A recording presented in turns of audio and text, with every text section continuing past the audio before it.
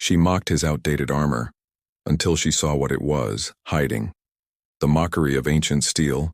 The twin sons of Korath 7 beat down on Zara Vex like angry gods, turning the abandoned mining settlement into a furnace of rusted metal and broken dreams. She crouched behind the skeletal remains of an excavation rig, her neural implants filtering the harsh light while scanning for movement. The planet's surface looked like someone had taken a perfectly good world and fed it through an industrial shredder, leaving behind nothing but mining scars and the hollow shells of prefab buildings. Zara's cybernetic eye whirred softly as it cycled through thermal and electromagnetic spectrums. At 28, she'd already made a name for herself in the bounty hunting circuits of the Outer Rim, specializing in the kind of targets that made other hunters suddenly remember urgent appointments elsewhere. Her reputation was built on three things: surgical precision, an unhealthy enjoyment of violence, and a mouth that could get her into trouble faster than her reflexes could get her out. "Anything yet?" came the voice of her handler, Knox, crackling, through her comm implant. He sounded like he was speaking through a mouthful of gravel, which he probably was. Knox had a habit of chewing synth tobacco while working. "Negative," Zara muttered, adjusting her position. Her tactical suit, a sleek, black number embedded with reactive armor plating, shifted with her movements like a second skin. "This rock is deader than a politician's promise. You sure your intel is solid?" "Solid as it gets. 3 separate sources confirm the target was spotted in Sector 7, moving toward the old mining complex. Designation, the Wanderer. Last known. Position approximately—" Yeah, I read the brief," Zara interrupted, rising to a crouch.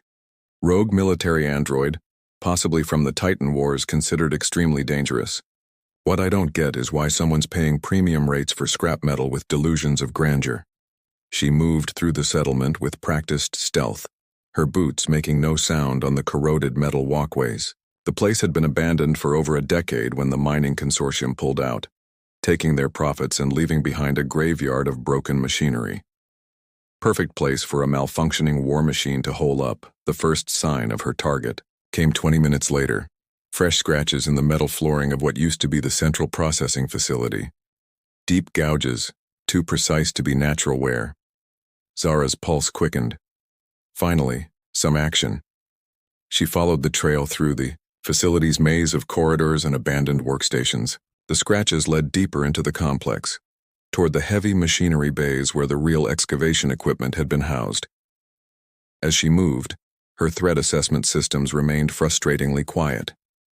Whatever was making those marks wasn't showing up on any of her sensors. Then she saw him. He stood in the center of the main excavation bay, motionless as a statue. Zara had to blink twice to make sure she wasn't looking at some kind of museum piece. The figure was humanoid but bulky, encased in what looked like military armor from at least 3 wars ago.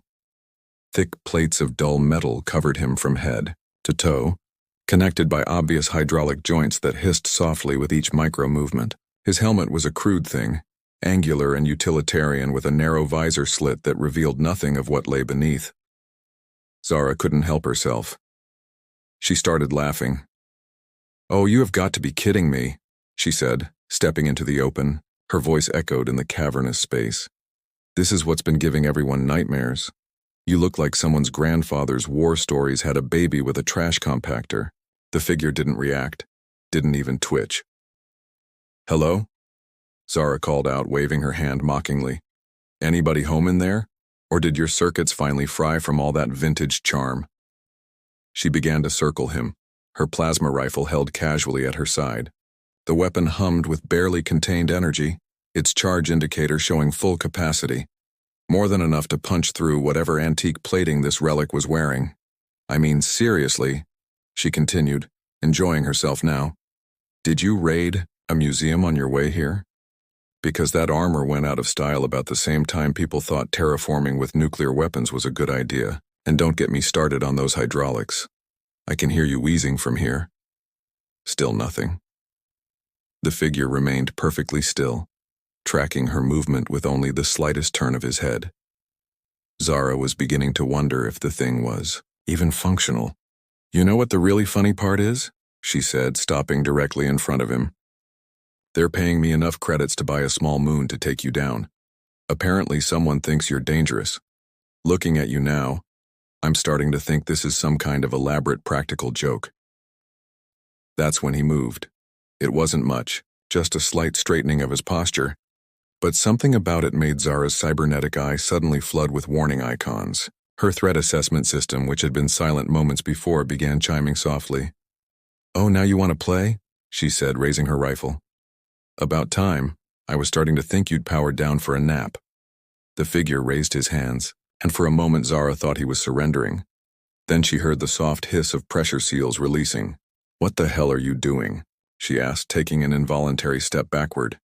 He began to remove his armor. Piece by piece, plate by plate, the ancient shell fell away.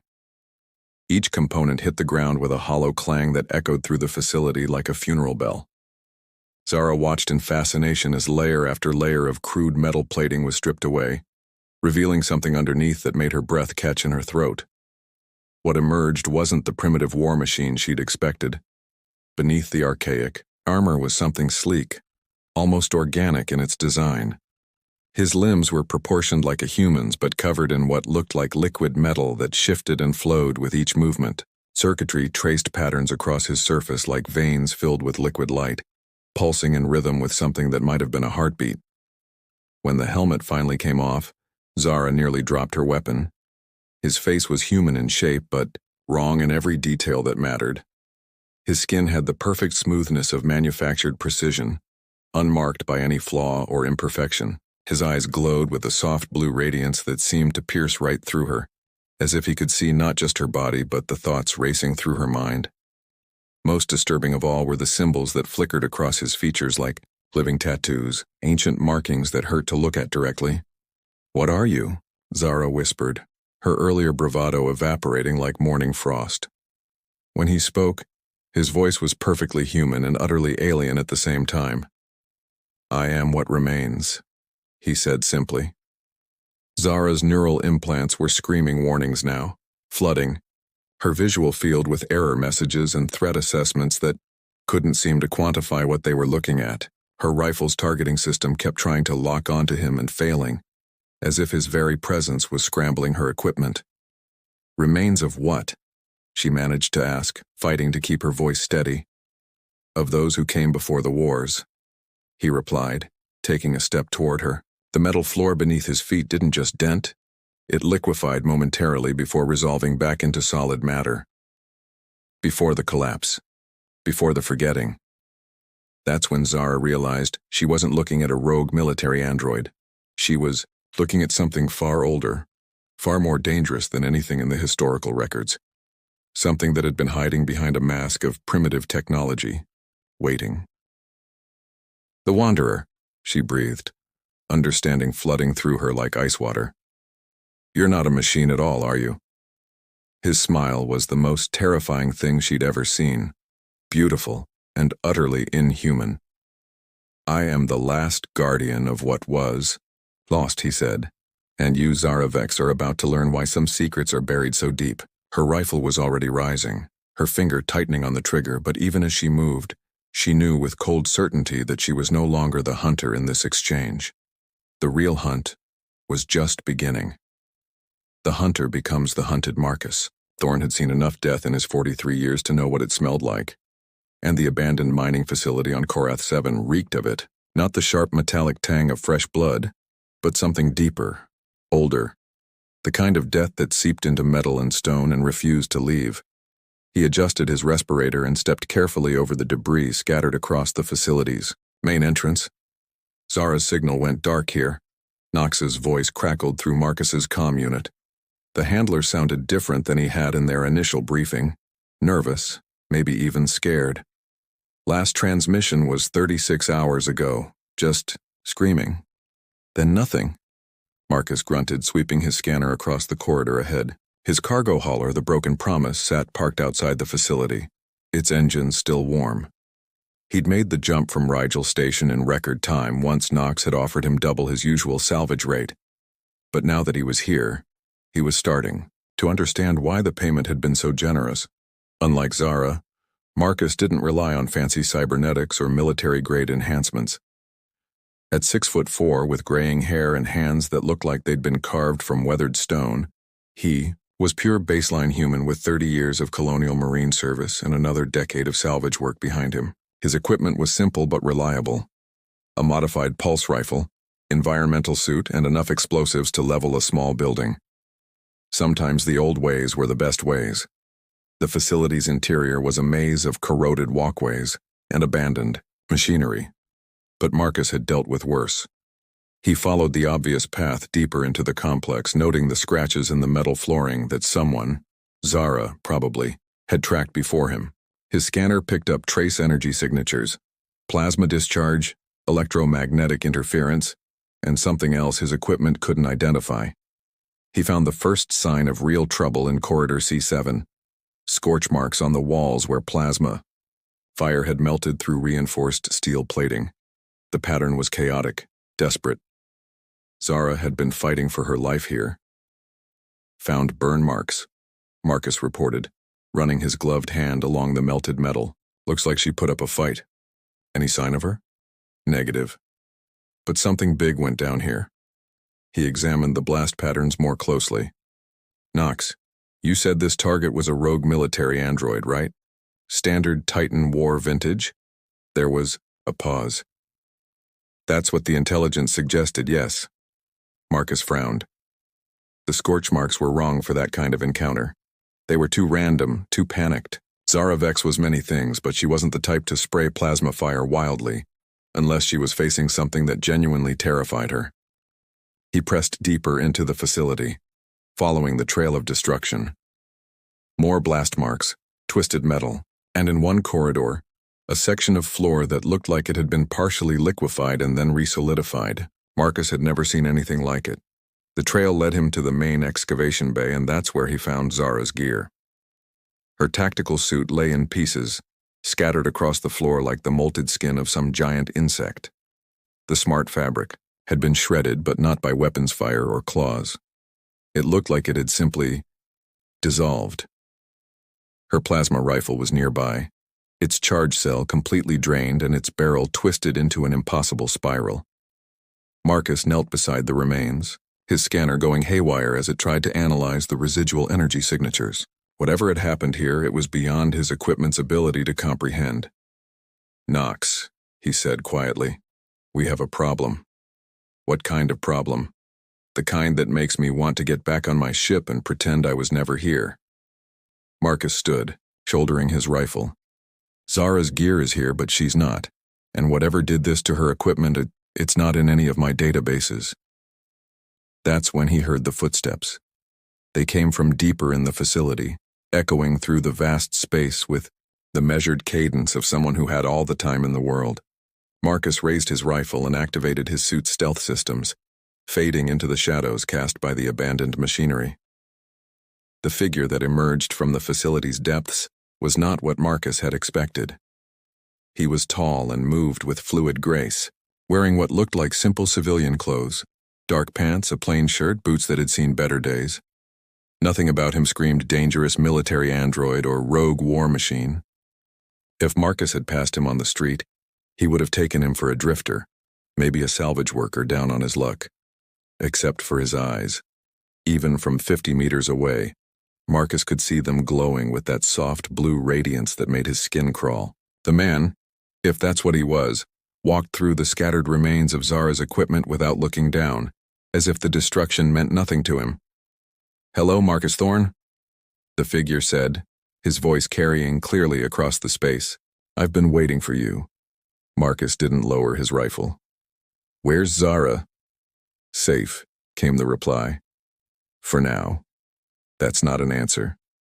The figure smiled and Marcus felt something cold settle in his stomach. She's learning, as you will learn. Learn what? That some secrets are kept secret for good reason. The man took a step forward, and Marcus's scanner exploded with warning. Alerts. That some doors once opened can never be closed again. Marcus had faced down pirates, corporate death squads, and things that crawled out of dimensional rifts, but nothing had ever made him feel as small and helpless as this moment.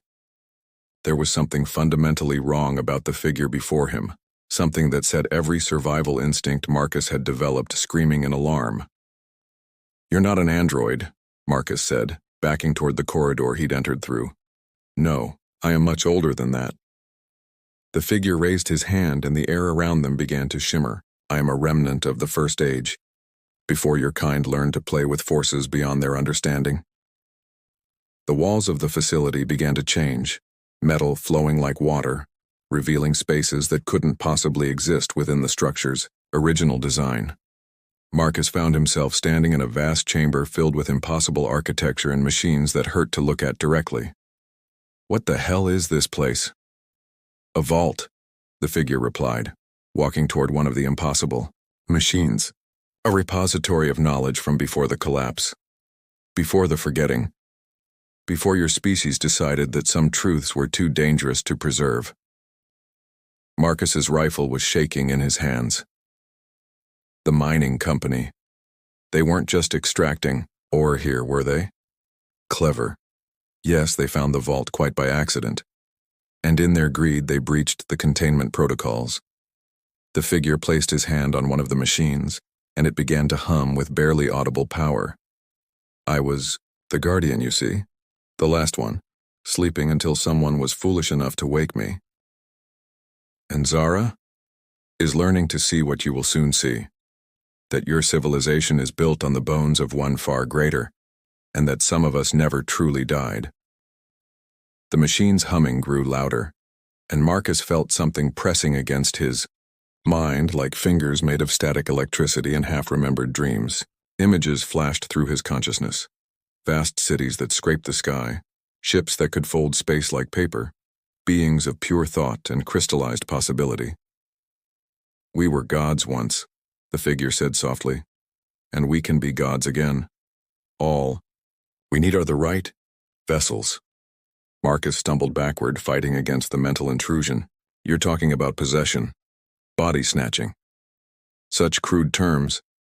I prefer to think of it as evolution. Your kind has such potential, but you're held back by your limitations, your mortality, your fear." Through the static in his mind, Marcus heard a familiar voice calling his name. Zara. She was alive, somewhere in this impossible space, and she was trying to warn him about something. With a tremendous effort of will, Marcus raised his rifle and fired. The plasma bolt passed harmlessly through the figure, who smiled with infinite patience. "That won't work here, Marcus. This is my domain now. But don't worry. Soon you'll understand. Soon you'll see what Zara has seen. What lies beyond the veil of your small, frightened existence." The last thing Marcus remembered before the darkness took him was the sound of Zara's voice, distorted by distance and something else, screaming a single word over and over. "Run!" When Marcus woke, he was alone in the excavation bay, surrounded by the ordinary wreckage of abandoned mining equipment. His rifle lay beside him, fully charged. His scanner showed normal readings. There was no sign of impossible architecture or machines that defied physics. But Zara's equipment was still scattered across the floor, and in his pocket was something that hadn't been there before. A small, crystalline device that pulsed with soft blue light. As he stared at it, Marcus could swear he heard voices, distant, patient, and utterly inhuman, whispering secrets that his mind wasn't ready to comprehend. He made it back to his ship in record time, but as the broken promise lifted off from Korath 7's surface, Marcus couldn't shake the feeling that he was taking something with him, something that was just beginning to wake up. The hunt, he realized, was far from over. It was just changing hunters,